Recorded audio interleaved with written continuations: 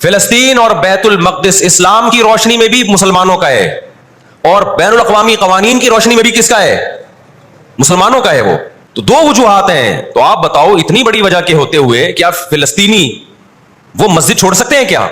20-22 سال کی بات ہے, میری ملاقات پاکستان میں کچھ فلسطینیوں سے ہوئی. ہم نے ان سے پوچھا کہ کیا کہانی ہے یہ فلسطین کے حالات کیا؟ انہوں نے کہا ہم کسی قیمت پہ بھی 1 انچ بھی یہودیوں کے حوالے نہیں چھوڑیں گے. تو وہ تو کٹنے کے لیے تیار بیٹھا ہے بھائی. کسی نے بڑی پیاری بات کہی ہے, لوگ کہتے ہیں نا کہ ہم سب فلسطین جو ہے وہ یہودیوں کے کنٹرول میں ہے. بعض لوگ سادہ ہوتے ہیں, بات بڑی گہری کہہ جاتے ہیں. اس نے کہا بات یہ ہے کہ صرف آزاد دنیا میں فلسطین ہی ہے, باقی چاہے وہ مسلم کنٹریز ہوں یا غیر مسلم, سب کس کے کنٹرول میں ہے؟ بولتے کیوں نہیں؟ یہودی کے کنٹرول میں. آزاد تو صرف فلسطینی ہی ہے, وہ کنٹرول میں نہیں آیا ابھی. اگر وہ کنٹرول میں آیا ہوتا تو یہ جنگ نہ ہو رہی ہوتی. ابھی کنٹرول میں تو ہم اور آپ ہیں میرے بھائی, اور آپ ان کے کنٹرول میں. 1 ارب سے زیادہ مسلمان ہیں, 1 ارب سے زیادہ. اور یہودی کتنا ہے؟ 1 کروڑ بھی میرا خیال ہے نہیں ہوگا. لیکن یہ 1 ارب سے زیادہ مسلمان کس کے کنٹرول میں ہیں؟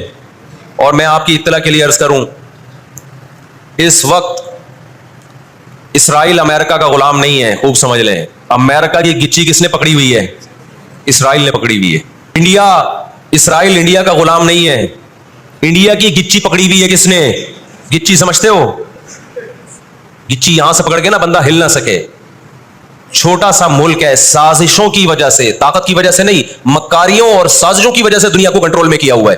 تو آپ بتاؤ, 2 ایسی قوموں کا مقابلہ ہو کہ ایک زندہ رہنے کے لیے لڑ رہی ہو اور ایک موت کے لیے لڑ رہی ہو, تو فتح کس کو ملے گی؟ جو موت کے لیے لڑتا ہے. ہٹلر جو تھا نا دوسری جنگ عظیم میں, ہٹلر نے یہودیوں پہ بہت زیادہ ظلم کیا, جو بالکل غلط کیا. ہم اس ظلم کو کبھی بھی حوصلہ افزائی نہیں کرتے, دیگوں میں اٹھا کے زندہ ڈال دیا کرتا تھا. لیکن اس نے ایک تاریخی الفاظ کہے تھے, اسے پتا تھا دنیا مجھے برا کہے گی بعد میں کہ لاکھوں یہودی مار دیے میں نے. اس نے کہا میں چاہتا تھا سب کو قتل کر دیتا, ایک بھی زندہ نہ چھوڑتا, لیکن کچھ میں زندہ چھوڑ کے جا رہا ہوں تاکہ دنیا جب مجھے یاد کرے گی نا کہ یہودی ظالم تھا, تو دنیا کو پتا چلے گا کہ میں نے ان کو قتل کیوں کیا. کچھ چھوڑ کے جا رہا ہوں, یہ چین سے نہیں بیٹھیں گے, دیکھنا کرتے کیا ہیں یہ. ہٹلر اگر آج زندہ ہوتا, دنیا کہتی کہ تو بندہ ٹھیک نہیں تھا لیکن بات ٹھیک کر کے گیا ہے. جیسے مشرف بندہ ٹھیک نہیں تھا لیکن بات, اس نے کہا نا دنیا کس کی زبان مانتی ہے؟ ڈنڈے کی. بات ٹھیک کر کے گیا ہے. آپ کو پتا ہے کہ یہود کا لفظ اتنی بڑی گالی دنیا کے لیے بن گیا تھا. ایران میں بہت زیادہ یہودی ہیں, پتا ہے آپ کو, اسرائیل کے بعد سب سے زیادہ یہودی ایران میں ہیں, لیکن انہوں نے اپنا نام ایران میں یہود نہیں رجسٹر کروایا, کلیمی رجسٹر کروایا ہوا ہے موسیٰ کلیم اللہ کی نسبت. کیوں؟ ان کو پتا ہے کہ یہود کا لفظ دنیا میں کیا بن چکا ہے؟ گالی.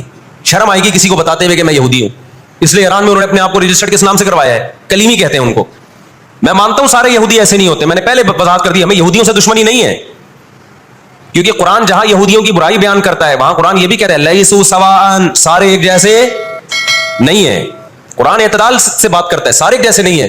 لیکن جتنا شر اور فساد اس قوم میں ہے, قرآن کہتا ہے کہ اتنا دنیا میں کسی اور قوم میں نہیں ہے. لا تجدن اشد الناس عداوۃ للذین آمنوا اليہود, اللہ کہتے ہیں تو مسلمانوں کا سب سے بڑا دشمن دنیا کی جتنی قومیں ہیں ان میں سب سے بڑا دشمن کس کو پاؤ گے؟ یہود کو پاؤ گے.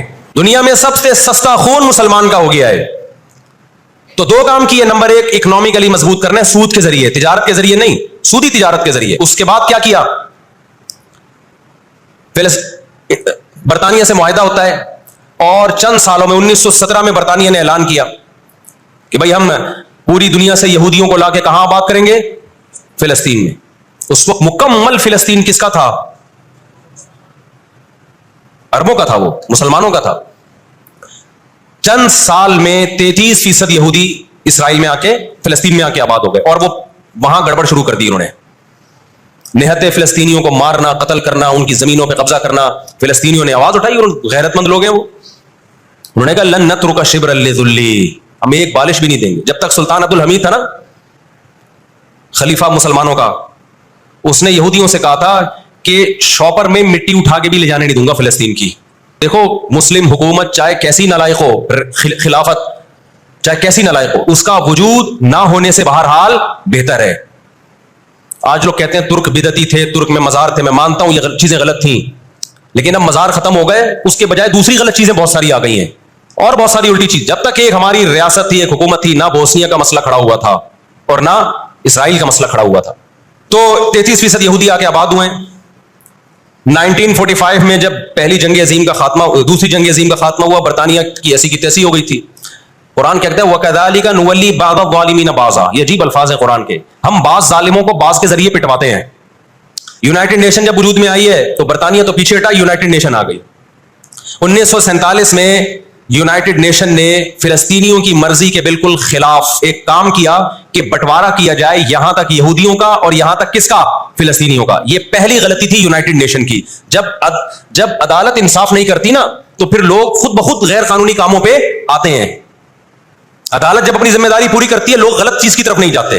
1948 میں یا 49 میں، آج دنیا میں بہت سے لوگ کہتے ہیں یہ عرب کنٹریز کیوں نہیں کر رہے. بھائی عرب ممالک 3 بڑی جنگیں لڑ چکے ہیں. یہ جو لوگ الزام لگاتے ہیں نا کہ عرب چپ کر کے بیٹھے ہوئے ہیں، مصر کیوں نہیں کر رہا. مصر کی سرحد ملتی ہے اسرائیل سے، شام کی سرحد ملتی ہے، اردن اور لبنان کی سرحد ملتی ہے. یہ سارے ملک 3 بڑی جنگیں لڑ چکے ہیں اسرائیل کے خلاف، لیکن فتح کس کو ہوئی ہے؟ اسرائیل کو. کیوں؟ اس کے پیچھے کون تھا؟ اس کے پیچھے امریکہ تھا. تو آپ اپنے ملکوں کو برا بلا کہہ کے اس سے کچھ بھی حاصل ہونے والا نہیں ہے. اس سے ان کا وجود بھی ختم ہو جائے گا. یہ 3 بڑی جنگیں ہو چکی ہیں، تمام عرب کنٹریز مل کے اسرائیل پہ حملہ کرتے ہیں. لیکن اس کے نتیجے میں نقصان کیا ہوا؟ یونائٹڈ نیشن نے جو لکیر کھینچی تھی نا یہودیوں کے لیے، یہودی اس لکیر کو کراس کر کے آگے بڑھ گیا اور 80% فلسطین پہ یہودی نے قبضہ کر لیا.